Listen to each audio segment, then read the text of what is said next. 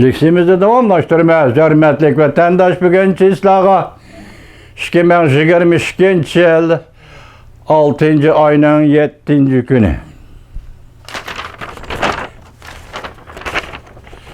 Endi sizlarga so'zlaydigan so'zimiz bundoq bo'ladi vatandosh. So'zlaydigan leksiyamiz. Rossiya Beijingga 2 qatim bosim ishlatdi. Xi Jinping nima qilarini bilolmay qoldi.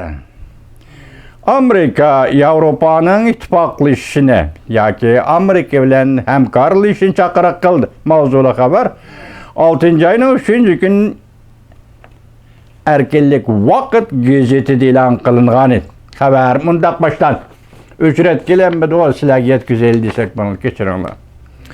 Amerika Qo'shma Shtatlar ma'muriy davlat islohoti Wendy Sherman 6-oyning 2-kuni Jungo Yevropani bexatarligi, iqtisodiy va baho qimmatlariga xiris paydo qildi deb ayblab, Yevropaning Amerika bilan hamkorlashib, Beijing doiralaridan kelayotgan raqobatga o'rtoq taqobil turishga chaqiriq qildi.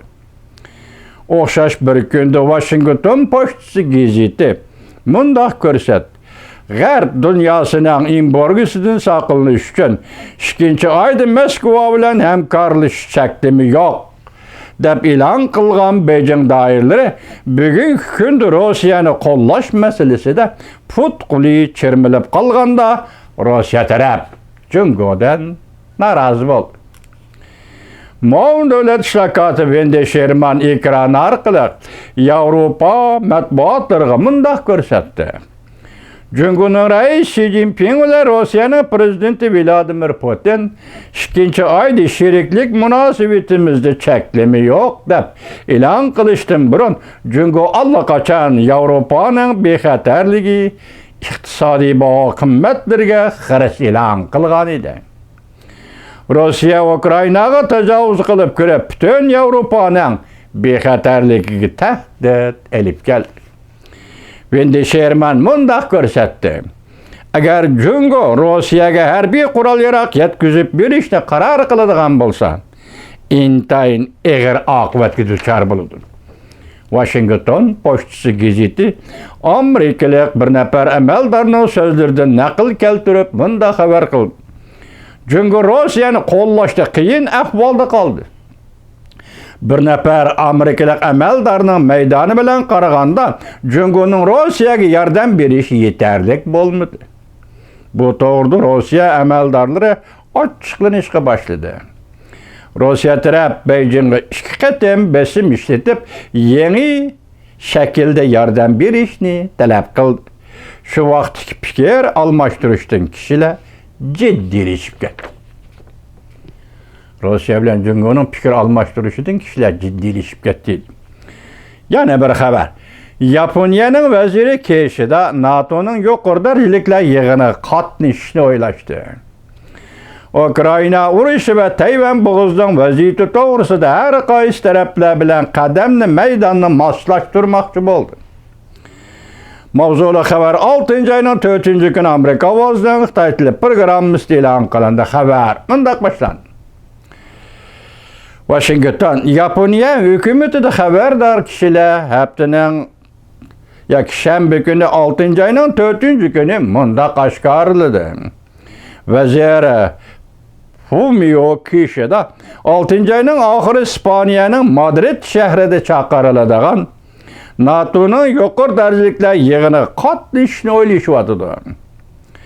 Agar bu safar o'ngishli bo'ladigan bo'lsa, bundaqda vazir tarixdan bir tunji qatim NATO'ning yig'ini qatnashgan Yaponiya vaziri bo'lib qoladi. Bu nima ish?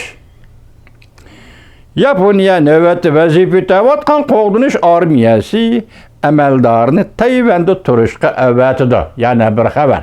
Mavzuli xabar. Amerika ovozining Xitoy tili programmasi e'lon qilindi. Jungoning Tayvan bo'g'ozida harbiy harakatlarning ko'payishiga ergishib, Yaponiya hukumati tez bo'lganda oldimizda bir vaqtda navbatda vazifa o'tayotgan qo'g'dinish armiyasining bir nafar amaldorini Tayvan'da turuşqa evetidi. Uçor, toplaş, iktidarını yuqori ko'tardi. Hazır en ahırda ikki yenilik. Biri, Asya devletleri mesela Yaponiya, Hindistan var ki, Yeni Zelandiya var ki, Avustralya var ki, bu devletlerin hemisi Asya'daki bu kadar 6. ayının ahırda İspanya'nın Madrid şehirde etildiği NATO'nun yığınığı teklif kıldı.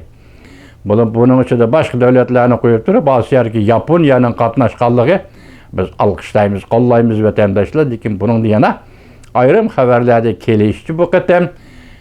Endi 5. ayının ahırda 23. günde Prezident Joe Biden Asya'nı ziyaret kıldı o. Bir ay ötmeyli 6. ayının ahırı NATO'nun Madrid İspanya'da yığın etşi bu bir fevkul sezgör. Bir vakit doğru kilovatı deyseniz bulundu bu degende bu kadar Madrid'de Jungo'nun tehdidi, Jungo'nun xaresleri otturu koyuluşu mümkün degen haberler bundan burun kelip oldu. Emniyette şu günü yaka Madrid'de açılgan yığında şunda koyulamdın aldığımızda görümüz. Endi köydük, hemmini köydük. Vatandaşım vaziyet degenimiz manımı şunda kıldı. Biz başlayayım dedik. Vendi Şirman Hanım ekran arkalık Avrupa matbuatlarının nem dedi? Jungo Avrupa'nın iktisadıga ve Avrupa'ga tehdit payda kıldı, xares payda kıldı. Lakin Jungo'lar Rusya otursa hazır.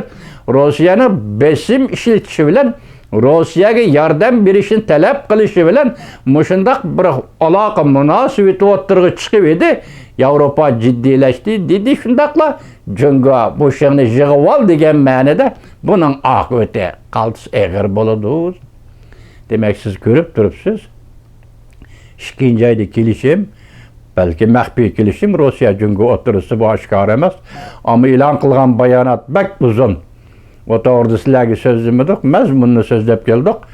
Şu vakitte sen Ukrayna'ya hücum kılsan, men arqsepti turumen, dollar yardım kılımen, harbiy kural yarak yardım kılımen dep vədi bəgən bolsa Xi Jinping, bugün o vədini işe aşıralmı deydigen gep.